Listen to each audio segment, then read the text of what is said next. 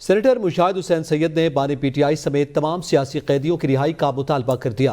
Senate میں اجلاس سے اظہار خیال میں ان کا کہنا تھا کہ 3 بڑی جماعتوں کو مل کر ملکی معاملات سلجھانے چاہیے۔ نواز شریف دل بڑا کر کے پہل کریں، نفرتیں اور دوریاں ختم کیے بغیر پاکستان آگے نہیں جا سکتا۔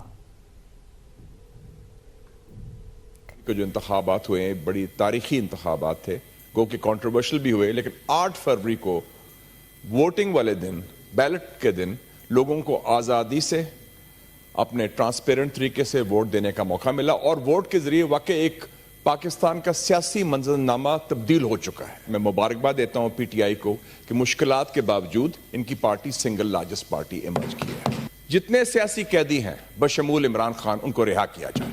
آپ خود انیشیٹو لیتے، اور اس میں سب سے بڑی ذمہ داری میں سمجھتا ہوں میاں نواز شریف صاحب کی ہے۔ پریزیڈنٹ اور ریبر جو ہیں وہ انیشیٹو لے۔ اب یہ نوکری کی بات، میں پہلے بھی کہتا تھا کہ 3ری بار 4تھی بار وزیر اعظم، time to show leadership, time to show statesmanship. وہ ہاتھ بڑھائیں دل بڑا کر کے، بلکہ میں تو کہتا ہوں پرائم منسٹرشپ آفر کر دیں پیپلز پارٹی کو، خود آرام سے ادھر سربراہ مملکت بنے اور پیپلز پی ٹی آئی کو شامل کریں سسٹم کے اندر۔